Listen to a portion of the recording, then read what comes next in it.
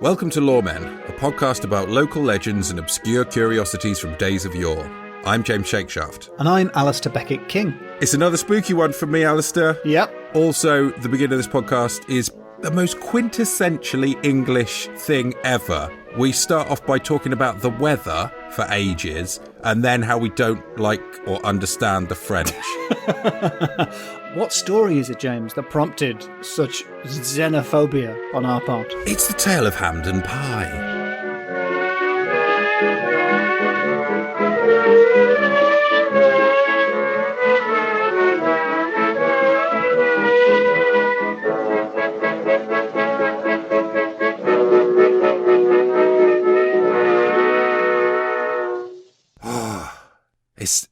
It's hot in this cupboard. Are you wearing any clothes, James? Yes, but they are slick with sweat. How many? Standard amount of clothes. I don't want to move this towards Loremen late. Oh. But I'm not naked, but I'm not wearing a lot of clothes. Just your long johns? Short johns. Le petit jean. Yeah. Flip, it's cold. I mean hot. I said the wrong one. Yes. Like an android pretending to join in. Oh, yes, the temperature is certainly inconvenient. It's holiday hot all the time. Yeah, we've had to close all of the curtains so that the sun can't get into our flat. Yes. Well, we've asked our sons to leave. It's like hot wind. When you get hot wind, that's unnerving. It's a nightmare, isn't it? The hot wind. Oh. I'm just thinking about having, we've got some frozen oven chips, and I'm just thinking about, can you eat them? Like, they're basically cooked, aren't they? Yeah. Could we just have ice chips? Have you had frozen peas? Do you eat frozen peas? No, but I've heard they're good for ducks. Well, they're great for children as well. You can give children some frozen peas. It does make you feel like the worst father ever, but they really like them. And they're also quite good in this weather. I'm going to eat a frozen pea the minute recording finishes. Yeah, do it. It's good. If you've got the petit pois as well, then that's even fancier. Fill up my petit jean with petit pois. Where? One thing that annoys me about France is the way, like, if there's a mayor who's a guy, yeah, instead of calling him the mayor, they call him Monsieur le Maire. Mr. the Mayor. It's ridiculous. How are you supposed to take him seriously? Monsieur le Maire. It's Mr. the Mayor. That's absurd. It's like Germans with their Mr. Doctor. Really? Oh, yeah, of course. Yeah, Herr Doctor. Herr Doctor, Mr. Doctor. Just pick one. Mr. Doctor, Mr. the Mayor is dying. It's ridiculous. Where? Dans la mer. We need Signor the Coast Guard. Signor el Coast Guard. El Coscardo. I think that's Spanish for custard. Le Garde Anglais, as they say in France. Is that what they call a Coast Guard? No, it was a custard joke, because they call it creme anglaise, don't they? They call custard creme anglaise? Yeah. Really? Yeah. That's our contribution to cuisine, is it? Custard? Yeah, which is clearly a French word as well. This is all guessing. We're moving in the direction of a wholly guess-based podcast, I think. Probably. So, would you like to hear my guesswork this week? Yeah, have you got a story for me? Oh, big time. It's another Oxfordshire story. It's from a town called Farringdon. Hey, guess what? Up until the 70s, it was in Berkshire. Berkshire? Berkshire or Berkshire? Berkshire, I think. As in Berkshire Hunt. I thought that's where Burke came from. Yeah, it is. It doesn't really work, but it is still Berkshire. You Burke. Yep. Sorry, bleep that. Now we've guessed what it means. This is in Oxfordshire, so in some of my books it comes under the Oxfordshire section, and in other books it comes under the Berkshire, because those books were published in the past. So when did Oxfordshire invade? I think it was in the 70s. Oh, right. I think it was a paperwork-based invasion. But this is squarely in the Vale of the White Horse. What is the Vale of the White Horse? It's the name of an area of Oxfordshire. It's one of the official sections of Oxfordshire. Oh, it's a great name. You might have seen, it's quite a stylised image of a horse made out of like 3 or 4 different strokes, but it's on the side of a hill. Yes. Do you know the one I mean? I think so, yeah. It looks a bit like it might be a logo for an Olympics, but prehistoric. I'm trying to think of what the prehistoric Olympics would be. It's like shot put, I guess, with rocks. Yep, rock putt. Javelin into a mammoth. You could have that. Yep, javelin mammoth. So Farringdon, the town, a couple of little facts about it. It's got a folly. Ooh. You love a folly. I love a folly. Can't get enough of them. Which is on top of Folly Hill. Nice. What did you expect if you name a hill that? Exactly. Folly Hill was called Folly Hill before they put the folly on there, though. What? I was joking when I said that a second ago. Yeah. I can't believe that. They built a folly on Folly Hill. One of the relations of the people I'll get to in this story planted a load of trees up there. What is wrong with these people? And he went on to become Poet Laureate. So this is the guy you mentioned in last week's episode who is similar to Charles Goring of Chanctonbury Ring. I don't want to use the word fame. No, don't. I'm going to be talking about the Pye family, and this was a later Pye, and he became Poet Laureate and inspired a poem. A Pye poem. Everyone said he was the worst Poet Laureate. Even like his successor was like, I might be bad, but I'm not as bad as the last guy. Imagine how awful it would be to be Poet Laureate and still have to say, hey, I might be bad. Yeah. I might be bad, but at least I'm not as bad as the last guy. They really want more stringent assessment. Yeah, you'd think being good at poetry would be the one category you'd need. At least that one, yeah. But he wasn't. He was rubbish. I think, wait a minute, his poetry book is just called like Poems About Things or something. Let me find out the actual name. It's like, you're a poet, mate. Like, come up with a good title. I very much enjoyed that guesswork-based title for the book. What was it called? Poems on Various Subjects. That is very weak. That's very poor. His successor was Robert Southey. The actual quote is, I have been rhyming as doggedly and dully as if my name had been Henry James Pye. Ooh. Which was the guy's name. Ooh, burn. Self-burn and pie burn. The 20th century historian Lord Blake called Pye the worst poet laureate in English history, with the possible exception of Alfred Austin. Ooh. I wouldn't want to be Austin around about now. And he was the poet laureate after Tennyson. Hard act to follow, yeah. Alfred Lord Tennyson's a bit like Monsieur Le Maire. Just say Lord Tennyson. Yeah, that Pye is rotten at poetry. Back to the town of Farringdon. It's giving you a bit of a local colour, which is what they do to the doves. They paint the doves bright colours. Is it like painting eggs, but they've just cut out the middleman? Paint the doves, roll them down the hill. This guy that built this folly, Lord Berners, he was quite a character. Lord of cell phones. Very difficult to track down. There's an hilarious sign on the folly that's put up by Lord Berners saying, people committing suicide here do so at their own risk. It's very rare that you get a sign that could apply literally anywhere. That is true everywhere. Apparently there are signs around the town saying, please don't throw stones at this sign. I quite like him. I like this Berners guy. He built the folly to help relieve unemployment because it was during the Depression in 1935. That's quite nice. Yeah, I think that's nice of him. I'd like him. I'm not usually a fan of the aristocrats, but Lord Berners sounds all right. He sounds like a good guy. Unfortunately, he is not the one we're talking about today. Oh. We're talking about the Pyes, remember? Ah, flipping pies. Farringdon has a church. Farringdon Church has a graveyard. That graveyard has a ghost, and that ghost has a head that's not on his head, it's under his arm again. And that is the ghost of Hamden Pie. And that's what we're going to talk about today. Ham pie. Hamden Pie. His name's, yeah, but for sure it would be ham pie. Maybe. What, do they give all of their children food names? No, Hamden, he's named after his granddad, friend of the show, John Hamden. John Hamden? I recognise that name. The parliamentarian from Tame. Oh, yeah. That's John Hamden. So Hamden Pie, he was the son of Robert Pye, who was the son of Robert Pye. Bit of the James Shakeshaft spirit there. Oh, I spoke to my dad today and I told him that he was in the podcast referred to as a human Chesterfield. For some reason, he started telling me about all the supermarkets that are now in his town. And because he's from London, they're all plurals. So you got your Sainsbury's, that's fine, that's the name. Tesco's, Asda's, Costcutters. Londises. Londi. He genuinely even said Iceland's. And, well, they've got a Marks and Spencer food courts now. As if the shop belongs to someone called Marks and Spencer Food Court. Marks and Spencer's. Marks and Spencer's. Anyway, yes. So yeah, you've got a classic the Jimining situation. So the original Sir Robert Pye was a royalist, and then his son Sir Robert Pye was a parliamentarian. That's how you can tell them apart. The different hair. Yes, and they fell out massively. About what? Stuff. So Sir Robert Pye, he married John Hamden's daughter. Pye Jr. is this, Robert Pye Jr.? The parliamentarian one. But their son, Hamden, they had 3 children. Ham and egg. No. Sweet, sweet cherry.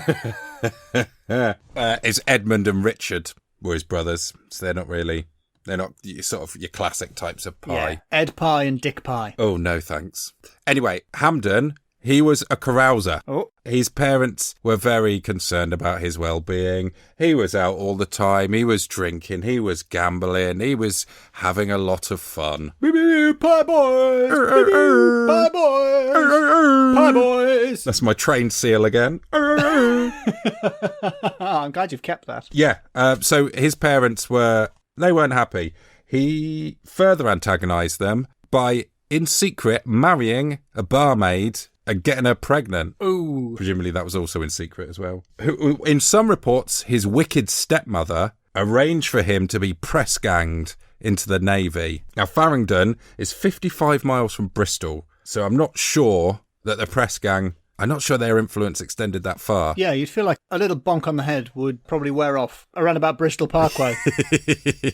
I did a bit of research into this whole press ganging thing, though, to see how prevalent it was. And it seemed, on the whole, it was basically if you were a sailor and the Navy decided they wanted you to be in the Navy, then they could force you to. Like, you had to be good at sailing ships in order to get press ganged. Right, so it wasn't just people off the street. No, unless there was a particular, like, there was a war on or something, and then the laws of hot press were allowed. Oh, that sounds delicious. And that's what... Like a kind of cider. Although in Ireland, a hot press is that's an airing cupboard. What? Because a press is a cupboard. Crazy. In Ireland. Crazy stuff. Yeah, press. And another one of my favourite things that I've learned recently about Ireland, when you go to the shops and you come back with stuff from the shops, the stuff from the shops is often referred to as the messages. Really? That's adorable. He's brought the messages back and he's going to put them into...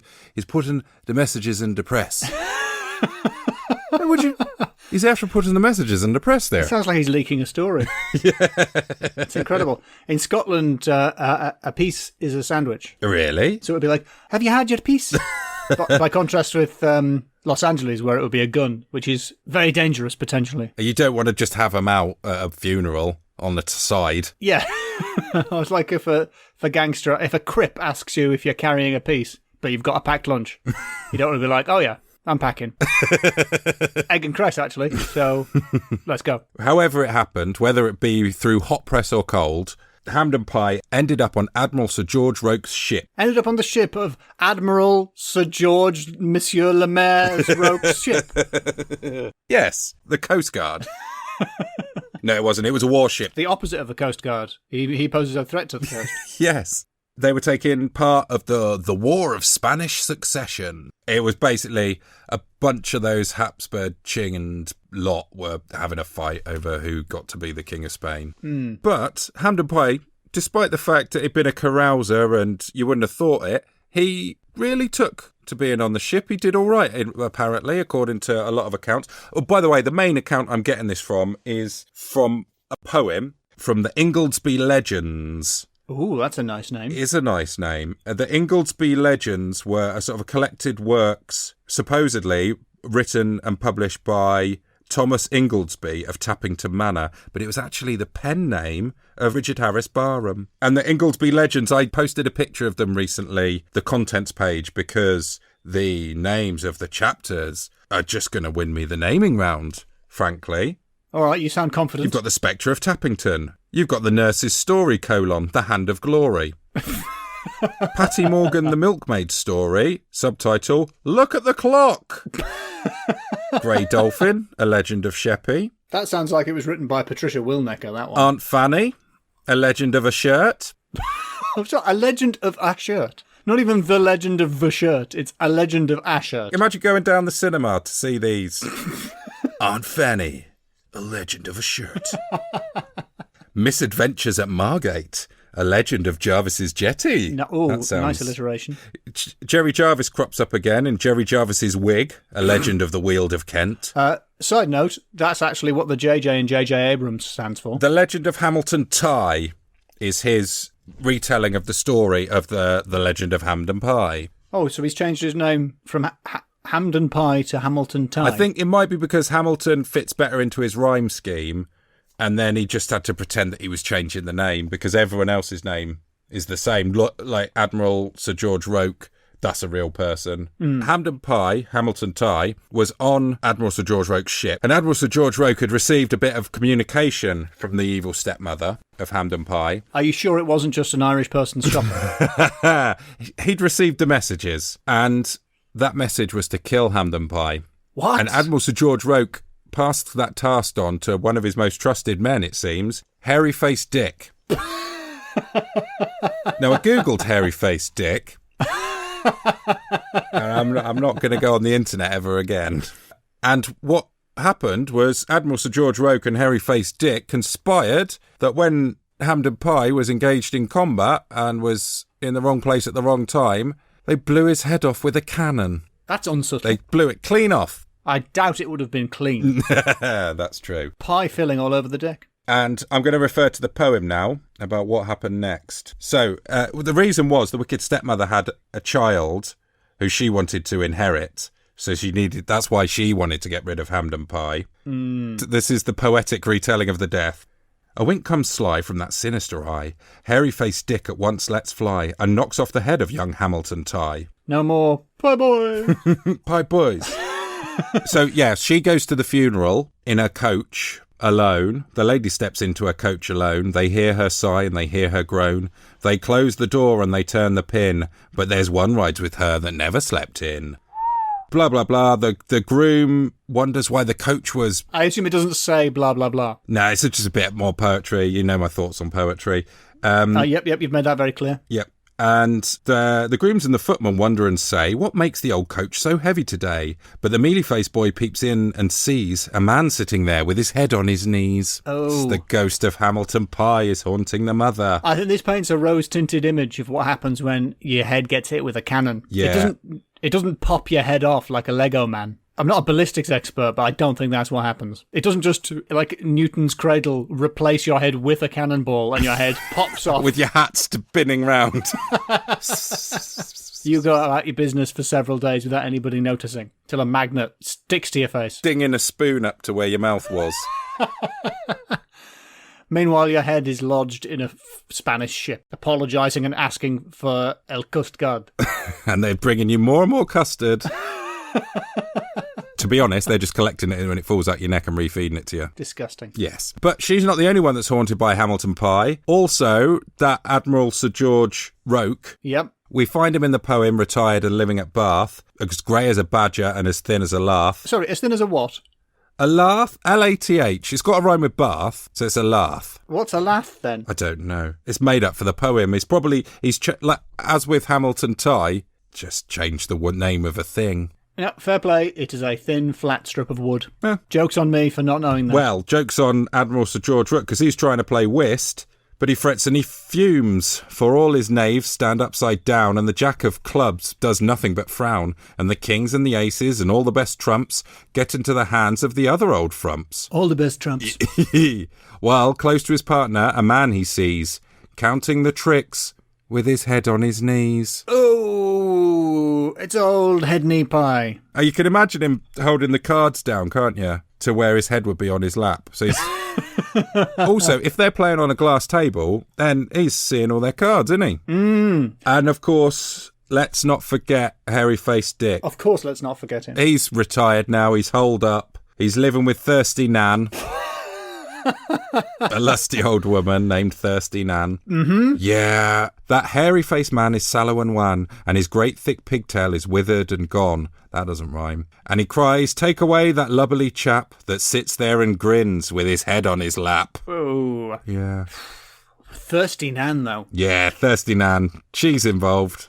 That admiral lady and hairy-faced man may say what they please and may do what they can, but one thing seems remarkably clear. They may die tomorrow or live till next year, but wherever they live or whenever they die, they'll never get quit of young Hamilton Pye. Bum, bum, bum, bum. That's the poem retelling of it. Pretty good ending, I think. Yeah. And the truth of the matter, I've done a little bit of research into the truth of the matter, and that led me to a website called Of Royal Descent, The Pye Family. It's written by a descendant of the Pye family, Pink Floyd's road manager. What? Pink Floyd's road manager, Norman Lawrence. Oh, he's not actually a pie.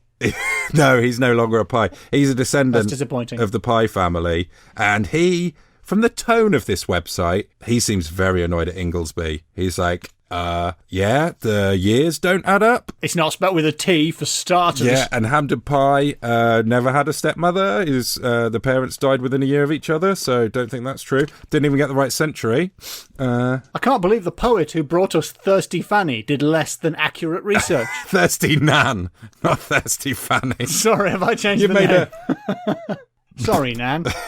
Have a drink. And he tries to clear up quite a few legends about the family that he thinks are wrong. Because you remember John Hampden is the grandfather of Hamden Pie. Yes. Sir Robert Pye, the son who married John Hampden's daughter, fought alongside John Hampden at the Battle of Chalgrove, which is the battle where John Hampden received the wounds that would eventually kill him. It's long been rumoured that John Hampden died because the pistol he fired blew up in his hand and give him such a bad injury, and he later died in time, just by the Waitrose. The Waitroses. Sorry, the Waitroses. Yeah. Opposite the co-ops. And it's long been rumoured that that gun was given to him by Sir Robert Pye. Oh, a setup, you reckon? No, pure accident. Pure accident. Oh, all right. But Norman's done some extra research, and Hampden was probably actually shot in the shoulder. It's nothing to do with a gun blown up in his hand. But the link he does link to is the website of a Civil War reenactment group, and it's a yellow writing on a green background. So of course, it's a yellow writing. I don't in Times New Roman on a green background. Yeah, I'm not sure. Yeah, point 16. But who let facts get in the way of a good ghost story? Or any ghost story? Not us. Who let animated GIFs get in the way of a good ghost story? Not us. Who let a visitor counter that hasn't changed since 2001 get in the way of a good ghost story? Not us. Who let a links page? Did you sign the guest book? Of course. I signed it Gimmelton Sigh. Yeah.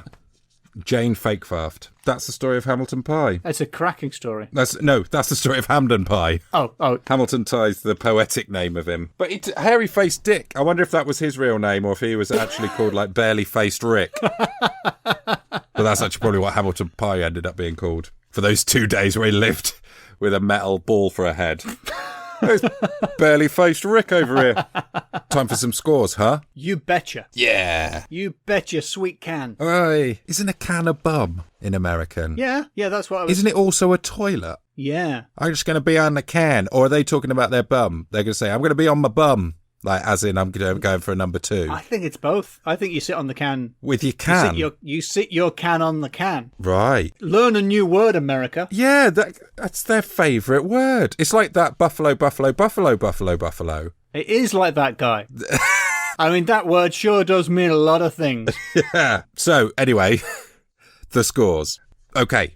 Category 1, supernatural. Category uno, supernatural. I was about to say it's 0, but then I remembered that there were 3 manifestations of a ghost. Whoa. 4, because apparently it knocks around the churchyard as well. All right. Oh, okay. And an absolutely textbook ghost. The head's on his lap, so if he stands up, it would tumble upon the floor. He puts it on his lap when he sits down because you're not going to keep it under your arm. You know, when you go on the bus and you've got a bag, you don't keep it on your back when you sit down. You'd end up sitting all weirdly forward. You put it on, you pop it on your lap for safekeeping. As you would. But when I'm walking around, I do carry it under my arm. That is true. So... As you would if you had been decapitated in a sea-based incident. So he's just sitting there with it on his lap like an old lady on the bus clutching a handbag for fear of thieves. Yeah, just sort of probably, gripping his ears or one hand under the chin. I think it's a 3 because... I'm not accepting the one in the graveyard because I feel like you've just dropped that in a bit late. There's 3 clear spooky hauntings. Yeah. In the poem. And those translate to a point apiece. A point apiece? A point apiece. The wicked stepmother is plagued by this ghost, to be honest, numerous times. But I just gave you the highlight. Oh, all right, okay. The lady mutters and talks to the air, and her eye is fixed on an empty chair, but the mealy-faced boy still whispers with dread. She talks to a man with never a head. With never a head? He did used to have a head. Yeah, that's not never, is it? Poetic licence. But I don't accept that, though, because Pink Floyd's line manager, or whoever you said, has researched it, and has found out that she didn't exist, so that didn't happen. It's a tissue of lies. Yeah. So it's 3. It's a good 3. It's a strong 3. Well, the ghost was playing cards in one of them. What could be more spooky than that? Part 2. Naming. Category of the second names. Every conceivable name. Hamden Pie. Hamilton Tie. Yep, he's got 2 names, both of them crackers. Hairy-faced Dick. Thirsty Nan. Lord Berners slipped in there. Lord Burner, yeah. All the chapter names from the Ingoldsby Legends. There's ones I didn't even mention. You got the Honourable Mr. Suckle Thumpkin's story. What a name. Subtitle, The Execution. Oh, that takes a turn. It really takes a turn. You got Herman, or The Broken Spear. Don't count that one, that's not very good. That's not great. James, it's 5 points just for Mr. Suckle Thumpkin. Yes! Who wasn't even in it. Nice one. He wasn't even in it. He swept in and it garnered you a 5. That's the thing, with him, it's all about the execution. Perfect dismount. Bravo, Mr. Suckle Thumpkin. The Right Honourable Suckle Thumpkin. I beg your pardon, my liege. So, category the third. Boom, shake the room. Boom, shake the room. Boom, shake, shaft the room. He had his head blown off. Boom. That is definitely a boom. That's a big boom. And his gun exploded. His granddad had his hand blown off. Or Yeah. was shot in the shoulder. Or was shot in the shoulder. Both very bangy situations. Exactly. Definitely. And you've got Norman Lawrence, Pink Floyd's road manager. Yeah. He's blowing this S right open. He has really changed our preconceived ideas about Hamden Pie / Hamilton Pie. I would argue, though, that What? none of these explosions take place in a room. Oh, now. Allow me some Ingoldsby poetic license. You may be good enough to become poet laureate, but you're not that good, James. It's a pretty low bar. It's not boom, shake the deck. It's not boom, shake a field during the Civil War. You haven't given me a room. It's 2. Sorry. I'm feeling good about this category, the final category. Pulling an Alasdair. Pulling an ABK? Yeah, classic ABK. In what way? By just telling a really good story with lots of research. Telling a great story with lots of research. Choosing it deliberately because it has loads of ridiculous names attached. Yes. Bit of poetry. Yeah, bit of poetry. You love a ballad. Bit of tree planting. Yeah, a tree. Oh, by the way, with that poet, I distracted myself from mocking the man so much. The poem that he inspired was the bit from 24 Blackbirds Baked in a Pie. Oh, so that's about him. Yeah, apparently. That poem. Apparently so. Oh, and his name was Pie. His name was also Pie. And this is going to tip me over the edge with the Pulling an Alasdair. Whichever way you cut it, you're from the north. Yep. What's more northern than pies? No, you're right. I love a pie. Loves a pie. Yeah, I make a nice vegan pie. Mm-hmm. Homemade pastry, very delicious. Mm-hmm. Would you make a Hamden pie? Or with... If it was like faux Hamden? Yeah, I'd give it a go. I'd give it a try. Yeah, why not? Why not? I'm open to it. Delicious Hamden pie. So... That's 5 out of 5. Well, it's 5 right? out of 5. It has to be. Thank you. You Correct. said it was 5 out of 5 before I even said it there. No, well, that's because it is 5 out of 5. For pulling an Alasdair. Obviously. No, you've done it, and now you no longer need me, James. You've learned everything. You've learned everything I have to teach you. It's for you now. I'm fading. I'm disappearing. I'm fading. The final lesson. I was inside you all along. Oh. Yeah, twist. I was a ghost. Oh, what? This whole time I was a ghost. Oh. That's a good twist, actually. I didn't see that coming. I should have, because the fact that you're almost see-through. Yep. I wouldn't have my head in my lap in this weather, though. I'd just pop it in the fridge. Oh, that would be good, wouldn't it? Mm-hmm. We'd all want that now.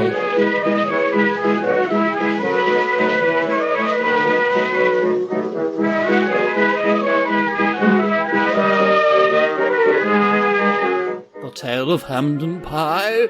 What would it be in French? Jambon? Yeah, tarte du jambon. Sidebar, did some fact-checking, and Spanish for Coast Guard is Guardia Costa. That is what we said, isn't it? That is what you guessed. Being Spanish is easier than it looks.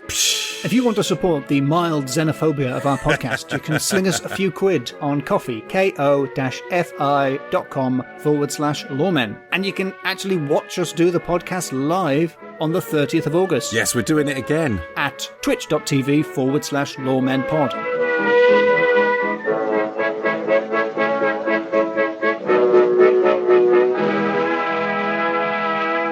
James, sorry to do this to you. I just looked it up, and the Spanish for Coast Guard is not Guardia Costa. Uh-oh.